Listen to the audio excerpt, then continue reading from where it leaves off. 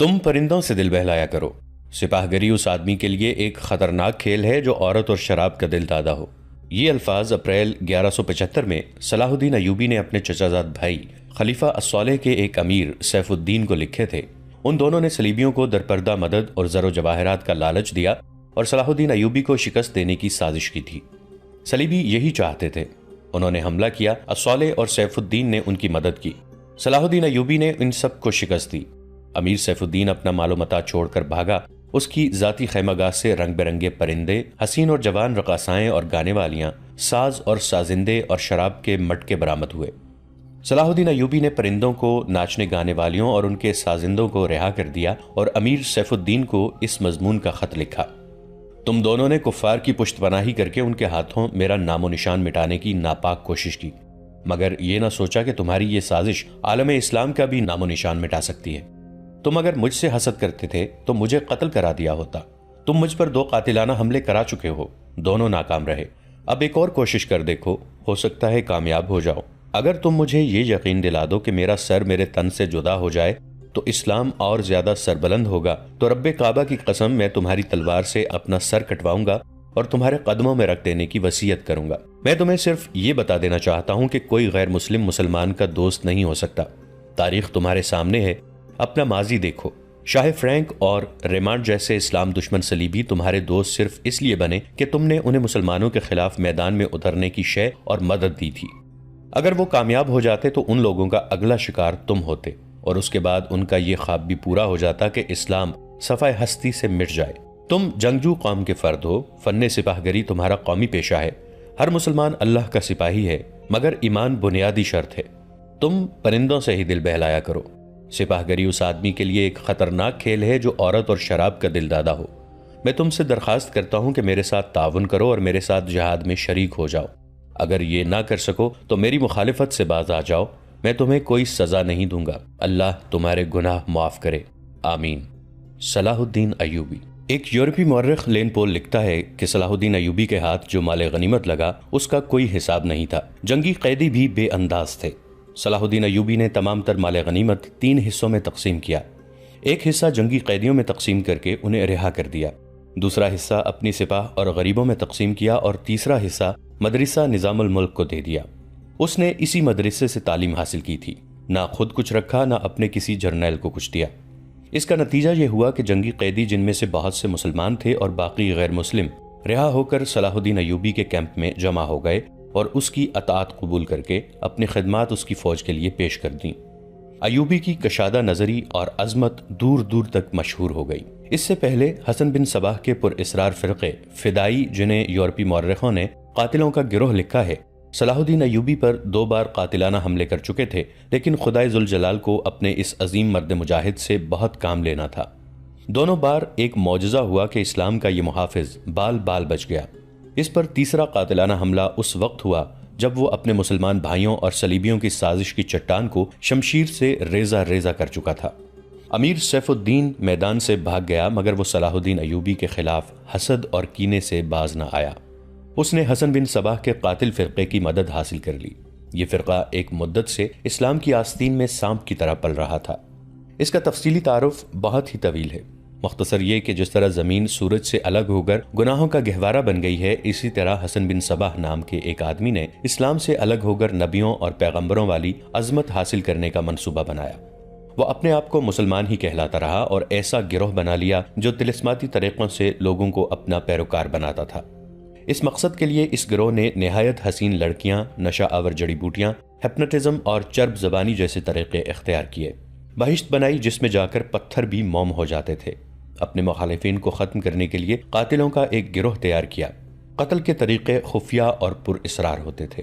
اس فرقے کے افراد اس قدر چالاک، ذہین اور نڈر تھے کہ بھیس اور زبان بدل کر بڑے بڑے جرنیلوں کے باڈی گارڈ تک بن جاتے تھے، اور جب کوئی پر اسرار طریقے سے قتل ہو جاتا تھا تو قاتلوں کا سراغ ہی نہیں ملتا تھا۔ کچھ عرصے کے بعد یہ فرقہ قاتلوں کا گروہ کے نام سے مشہور ہو گیا۔ یہ لوگ سیاسی قتل کے ماہر تھے، زہر بھی استعمال کرتے تھے جو حسین لڑکیوں کے ہاتھوں شراب میں دیا جاتا تھا۔ بہت مدت تک یہ فرقہ اسی مقصد کے لیے استعمال ہوتا رہا۔ اس کے پیروکار فدائی کہلاتے تھے۔ صلاح الدین ایوبی کو نہ حسین لڑکیوں سے دھوکہ دیا جا سکتا تھا، نہ شراب سے۔ وہ ان دونوں سے نفرت کرتا تھا۔ اسے قتل کرنے کا یہی ایک طریقہ تھا کہ اس پر قاتلانہ حملہ کیا جائے۔ اس کے محافظوں کی موجودگی میں اس پر حملہ نہیں کیا جا سکتا تھا۔ 2 حملے ناکام ہو چکے تھے۔ اب جبکہ صلاح الدین ایوبی کو یہ توقع تھی کہ اس کا چچا زاد بھائی الصالح اور امیر سیف الدین شکست کھا کر توبہ کر چکے ہوں گے، انہوں نے انتقام کی ایک اور زیر زمین کوشش کی۔ صلاح الدین ایوبی نے اس فتح کا جشن منانے کی بجائے حملے جاری رکھے اور 3 قصبوں کو قبضے میں لے لیا۔ ان میں غازہ کا مشہور قصبہ بھی تھا۔ اسی قصبے کے گرد نواح میں ایک روز صلاح الدین ایوبی اسیر جار الاسدی کے خیمے میں دوپہر کے وقت غنودگی کے عالم میں سستا رہا تھا۔ اس نے اپنی وہ پگڑی نہیں اتاری تھی جو میدان جنگ میں اس کے سر کو صحرا کے سورج اور دشمن کی تلوار سے محفوظ رکھتی تھی۔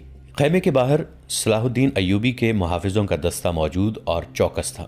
باڈی گارڈز کے اس دستے کا کمانڈر ذرا سی دیر کے لیے وہاں سے چلا گیا۔ ایک محافظ نے صلاح الدین ایوبی کے خیمے کے گرے ہوئے پردوں میں سے جھانکا۔ اسلام کی عظمت کے پاسبان کی آنکھیں بند تھیں۔ وہ پیٹھ کے بل لیٹے ہوئے تھے۔ اس محافظ نے باڈی گارڈز کی طرف دیکھا۔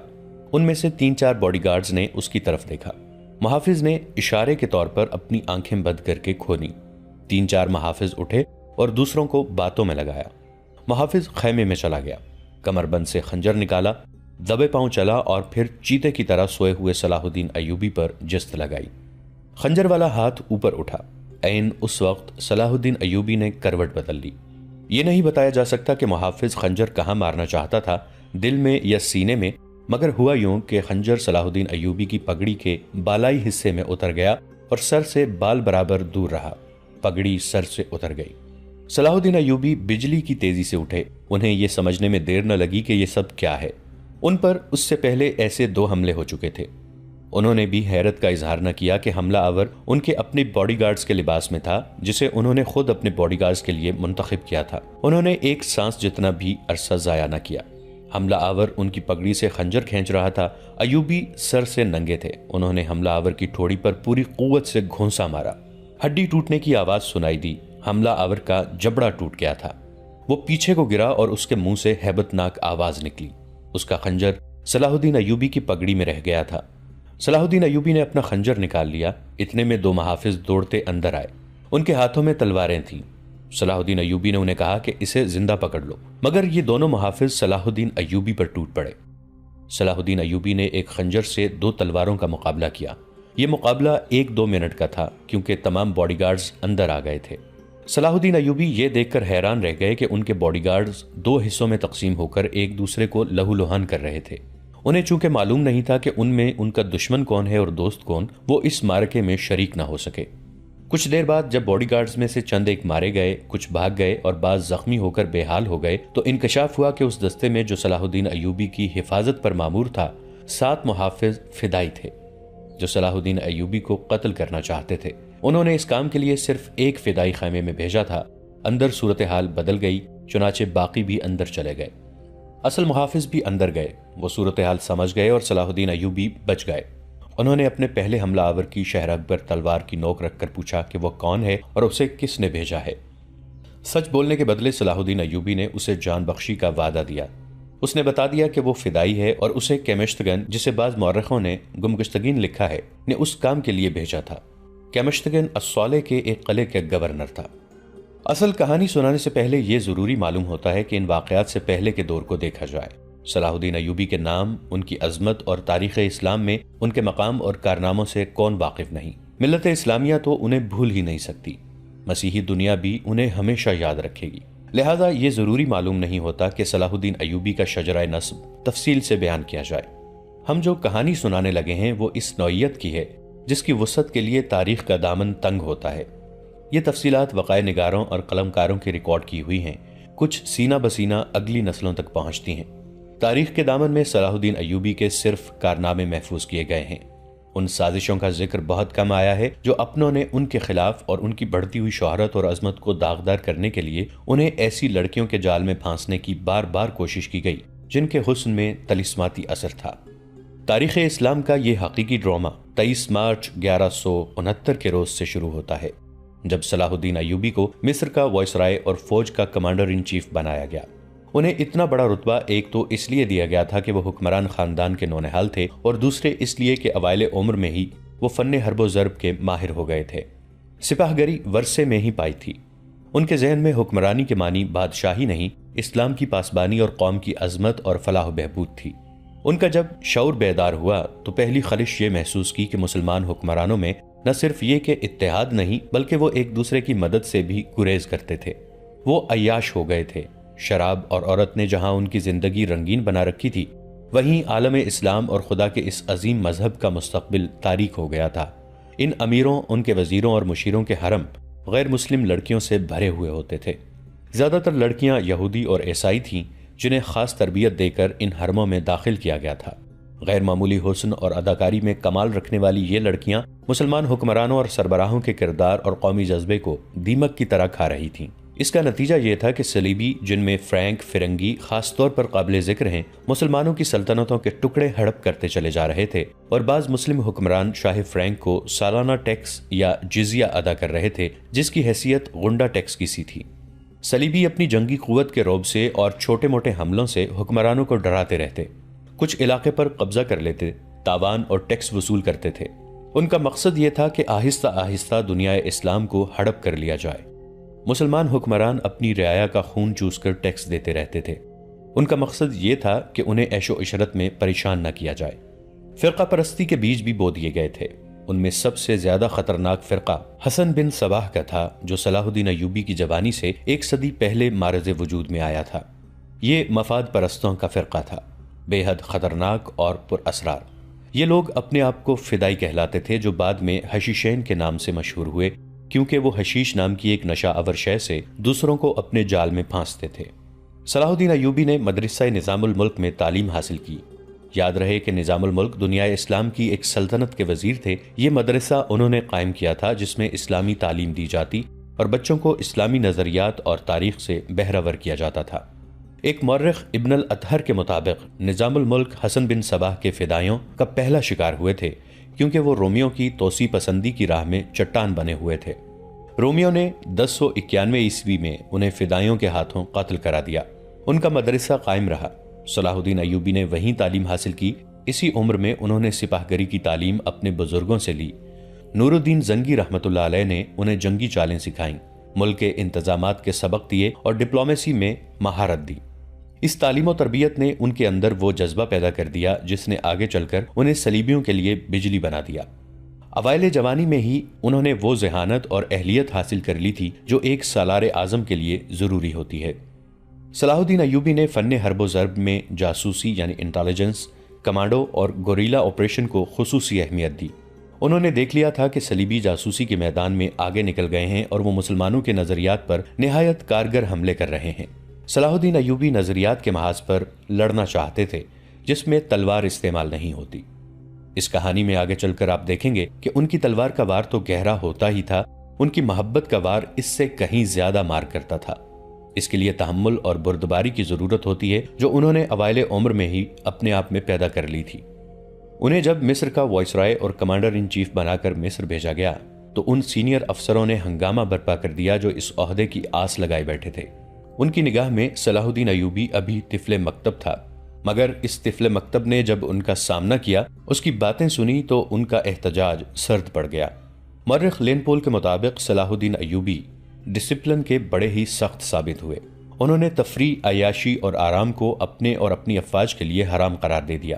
انہوں نے اپنی دماغی اور جسمانی قوتوں کو صرف اس مقصد پر مرکوز کر دیا کہ سلطنت اسلامیہ کو مستحکم کرنا ہے اور صلیبیوں کو اس سرزمین سے نکالنا ہے۔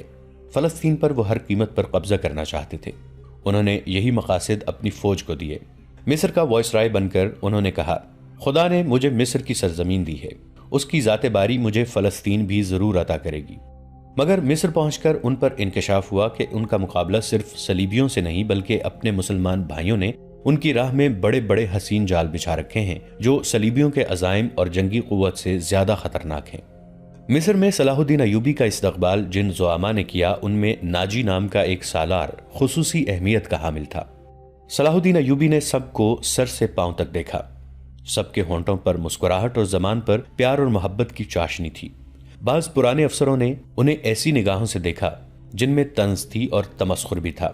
وہ صلاح الدین ایوبی کے صرف نام سے واقف تھے یا ان کے متعلق یہ جانتے تھے کہ وہ حکمران خاندان کا فرد اور اپنے چچا کا جانشین ہے۔